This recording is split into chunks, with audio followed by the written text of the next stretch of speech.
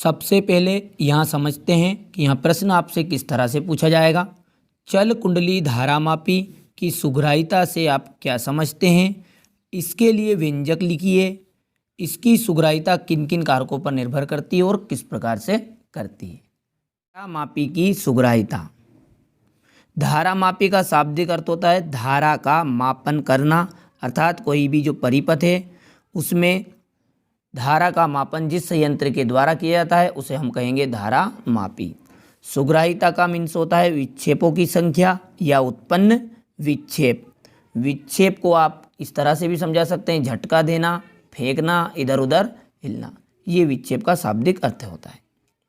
तो सिंपल सी बात है, धारामापी की सुग्राहिता क्या हो सकती है, उत्पन्न विक्षेप को ही क्या कहेंगे, धारामापी की सुग्राहिता कहेंगे। अब ये तो क्लियर हो गया कि जो उत्पन्न विक्षेप है उसे कहेंगे आप धारामापी की सुग्राहिता। पर ये धारामापी की कुंडली में उत्पन्न हो रहा है, क्योंकि चूंकि नाम में आगे है धारामापी की सुग्राहिता, तो धारामापी की कुंडली में उत्पन्न जो विक्षेप है उसे ही कहेंगे धारामापी की सुग्राहिता। अब इसके लिए एक शर्त है कि जब धारामापी की जो कुंडली है उसमें एकांक धारा प्रवाहित होनी चाहिए। क्या प्रवाहित होनी चाहिए, एकांक धारा। और एकांक का मीन्स होता है एक या इकाई। एकांक धारा की परिभाषा आप किस तरह दे सकते हैं कि जब धारा का मान एक हो या इकाई हो तो उसे कहेंगे हम एकांक धारा। तो सिंपल सी बात है, अब धारामापी की जो सुग्राहिता उसकी परिभाषा किस तरह से लिखेंगे कि धारामापी की कुंडली में एकांक धारा प्रवाहित करते हैं तो जो उत्पन्न विक्षेप है उसे ही धारामापी की सुग्राहिता कहते हैं। एक बार और समझिए कि धारामापी की कुंडली में जब एकांक धारा प्रवाहित करेंगे तो उसमें उत्पन्न जो विक्षेप है उसे ही धारामापी की सुग्राहिता कहते हैं। तो परिभाषा आप यहाँ से लिख सकते हैं कि धारामापी की कुंडली में एकांक धारा प्रवाहित करते हैं तो उसमें उत्पन्न विक्षेप को ही धारामापी की सुग्राहिता कहते हैं। इसे एस से प्रदर्शित करते हैं। अब आप जानते हैं कि कुंडली में क्या प्रवाहित किया आपने, एकांक धारा। तो मान के चलिए यदि कुंडली में आई धारा प्रवाहित करते हैं तो उसमें क्या होगा, उत्पन्न विक्षेप, और उस उत्पन्न विक्षेप को मान लिया आपने थीटा।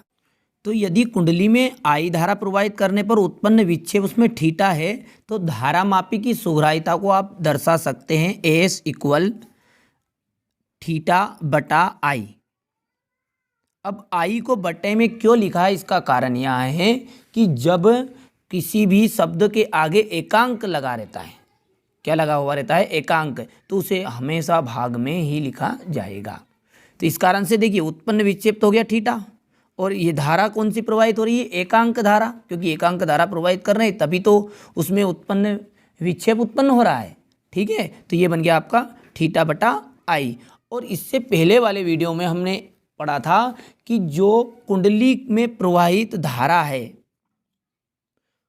कुंडली में उत्पन्न विक्षेप के समानुपाती होता है।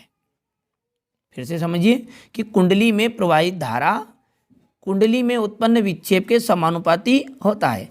अब जब हमने इसको आगे बढ़ाया था तो समानुपाती को हटाया था, तो इसके लिए एक नियतांक लिया था। चूंकि हम धारामापी की सुग्राहिता पढ़ रहे हैं इसलिए इसका जो नियतांक था वहाँ लिया था हमने सी बटा बी एन ए, किसी भी तरह बोल सकते हैं आप, एन बी ए या ए बी एन, कुछ भी बोल सकते हैं। और आगे हो गया आपका ये थीटा। तो इस तरह यहाँ पर आई का जो मान निकल कर आया है वहाँ आया है I equal C upon B N A और थीटा।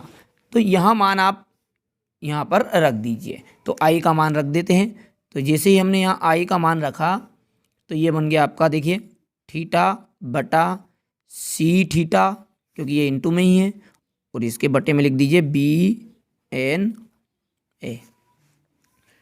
थीटा से थीटा यहाँ पर कैंसिल हो रहा है तो ये बी एन ए ऊपर चला जाएगा और सी रह जाएगा बटे में। ये आ गया आपका बी एन ए और बटे में है आपका सी। यही क्या है, धारामापी की सुग्राहिता है। यही आपकी क्या है, धारामापी की सुग्राहिता है। आप इसे अपनी नोट कॉपी में यहाँ से लिखिएगा, स्क्रीनशॉट ले लीजिए। इसके बाद में हम देखते हैं धारा मापी की सुग्राह्यता किन किन कारकों पर निर्भर करती है। इसके बाद में यहाँ से आपको स्क्रीनशॉट लेना है और अब बढ़ते हैं हम आगे। धारा मापी की सुग्राह्यता किन किन कारकों पर निर्भर करेगी। तो देखिए यहाँ पर जो आपका ये S equal B N A आया है और बटा में सी, तो यहाँ पर बी क्या है, बी है आपका चुंबकीय क्षेत्र या चुंबकीय क्षेत्र की तीव्रता। एन क्या है, कुंडली में फेरों की संख्या। ए कुंडली का क्षेत्रफल है और सी क्या है, निलंबन तार की लंबाई। ठीक है, तो इसको आप अच्छे से समझिए कि बी है आपकी चुंबकीय क्षेत्र की तीव्रता, सी है आपका निलंबन तार की लंबाई, एन है कुंडली में फेरों की संख्या और ए है आपका कुंडली का क्षेत्रफल। अब आप ध्यान दीजिएगा, ये जो फॉर्मूला आपका निकला है धारा मापी की सुग्राह्यता का, ये है बी एन ए बटा सी। तो जो जो चीज़ इसके इक्वल रहती है, तो यदि ऊपर वाली चीज़ को बढ़ाएंगे तो इधर की सुग्राह्यता भी बढ़ेगी, पर लेकिन जो बटे के नीचे वाली चीज़ रहेगी यानी कि निलंबन तार की लंबाई, यदि निलंबन तार की लंबाई को हम बढ़ाएंगे तो धारा मापी की सुग्राह्यता घटेगी। उल्टा होता है, फिर से समझिए, जो इक्वल के इक्वल रहता है बराबर, वहाँ तो इधर का मान जब बढ़ाएंगे तो इधर का मान भी बढ़ता है, पर बट्टे वाली संख्या का जब मान बढ़ाएंगे तो जो धारा मापी की सुग्राह्यता वहाँ घटेगी। इससे मतलब नहीं, कोई सा भी आपको प्रभावित करने वाले कारक पूछे तो आप इस बात को अच्छे से नोट कर लीजिएगा। तो पहली चीज़ है आपकी कि धारा मापी की सुग्राह्यता किन किन कारकों पर निर्भर करेगी। तो पहली आपकी बी पर यानी चुंबकीय क्षेत्र की तीव्रता पर। अब चुंबकीय क्षेत्र की तीव्रता ऊपर है तो आप जानते हैं कि चुंबकीय क्षेत्र की तीव्रता बढ़ाने पर या अधिक होने पर धारा मापी की सुग्राह्यता भी क्या होगी, बढ़ेगी।